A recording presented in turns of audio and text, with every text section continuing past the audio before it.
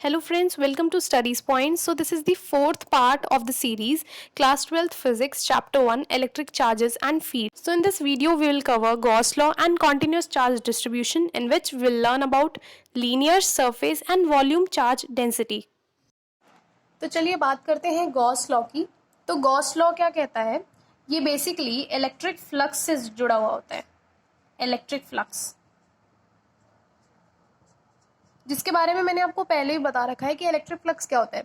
Electric flux is the number of field lines passing normally through an area. For example, ये आपके पास एक area है, इससे कितनी फील्ड लाइंस नॉर्मली पास हो रही हैं, यानी सरफेस के साथ 90 डिग्री बना रही हैं। फॉर एग्जाम्पल, इसमें 3 है तो इसका फ्लक्स कितना हो जाएगा? 3। ये एक स्केलर क्वांटिटी थी। तो ये गॉस लॉ भी इलेक्ट्रिक फ्लक्स के बारे में होता है। तो ये है गॉस लॉ की स्टेटमेंट, जो कि कहती है the total flux through a closed body is 1 upon epsilon not times the total charge enclosed bye it. यानी किसी भी बॉडी से अगर आपको टोटल फ्लक्स निकालना है तो उसका फॉर्मूला होगा 1 upon epsilon not times the total charge enclosed bye it. इस बॉडी में कितना चार्ज है? मान लीजिए इस बॉडी में Q चार्ज है टोटल, तो इस Q चार्ज को अगर हम एप्सिलॉन नॉट से डिवाइड करेंगे तो इस बॉडी से कितना फ्लक्स निकल रहा है, कितना फ्लक्स है, वो हमें पता चल जाएगा। ये कहता है गॉस लॉ। तो इस गॉस लॉ से जुड़ी 2 इंपॉर्टेंट बातें और हैं। First is that it is true for all closed surfaces, यानी कि कोई भी क्लोज्ड बॉडी हो, उसका कोई भी शेप हो, कोई भी साइज हो, वो मैटर नहीं करता। ये गॉस लॉ सारी क्लोज्ड बॉडीज के लिए ट्रू होता है। Second point, that if Q is 0 then flux enclosed will be 0।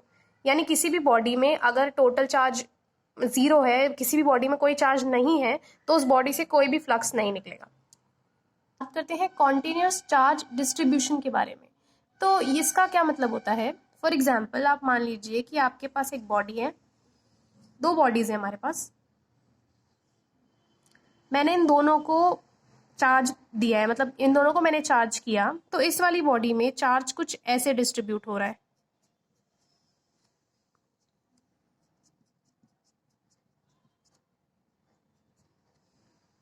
और इस वाली बॉडी में जब मैंने चार्ज दिया तो वो कुछ ऐसे डिस्ट्रीब्यूट हो रहा है।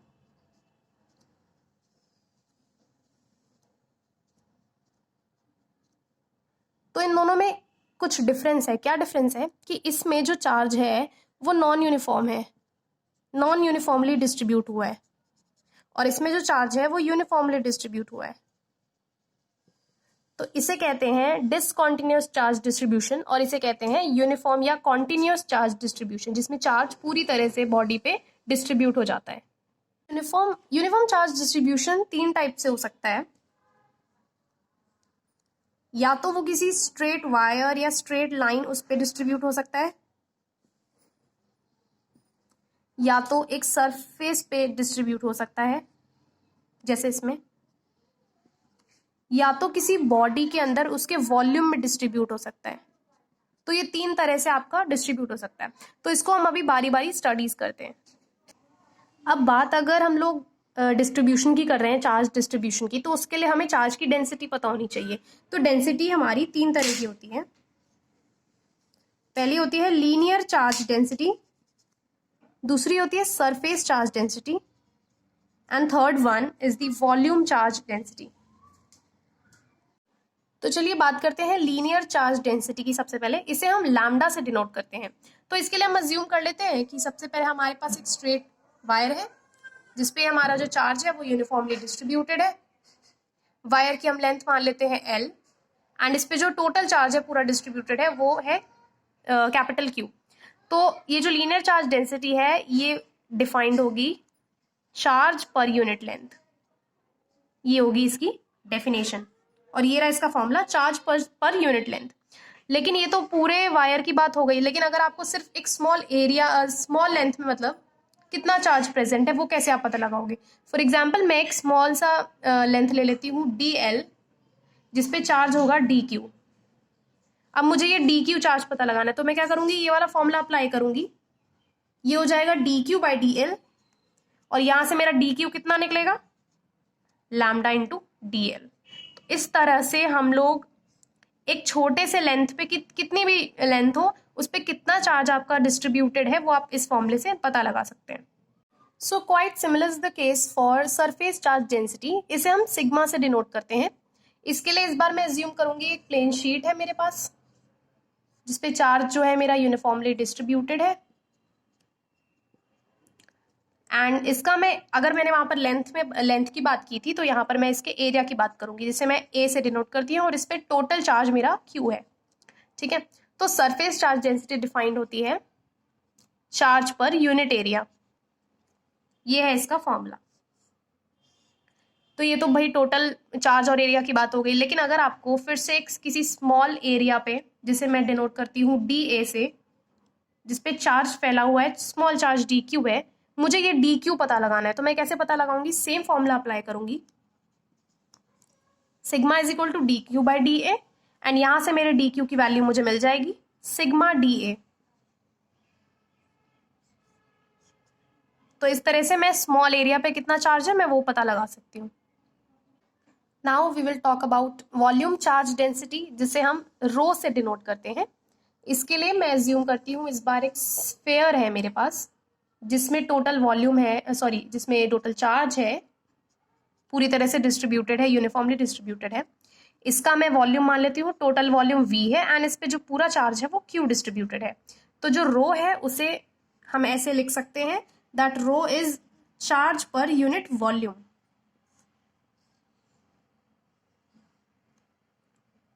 ठीक है, और इस बार मैं एज्यूम करती हूँ कि मुझे अगर एक यूनिट वॉल्यूम या किसी भी छोटे स्मॉल वॉल्यूम dv में कितना चार्ज है, dq चार्ज है, मुझे ये dq चार्ज निकालना है कि इस छोटे से वॉल्यूम में कितना चार्ज है, कितना चार्ज प्रेजेंट है। तो मैं कैसे निकालूंगी, सबसे पहले तो ये फॉर्मूला लगाऊंगी that rho is dq upon dv।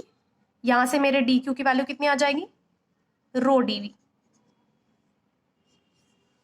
Easy. तो ये थी हमारी तीनों charge densities, linear, surface and volume. इनकी यूनिट भी देख लेते हैं। Linear charge densities lambda is equal to Q upon L, that is coulomb per metre. तो इसकी यूनिट हो गई हमारी कूलम पर मीटर। सिमिलरली हमारे अगर हम सिग्मा सरफेस चार्ज डेंसिटी को देखते हैं तो इसकी यूनिट हो जाएगी coulomb per metre square, and हमारी वॉल्यूम चार्ज डेंसिटी, इसकी हमारी यूनिट हो जाएगी कूलम पर मीटर क्यूब। तो ये हो गई हमारी इनकी units. So the last topic is applications of Gauss law, which I will be posting soon in my next video. So till then, stay tuned and thanks for watching. Also, please don't forget to subscribe to my channel and share it with everyone.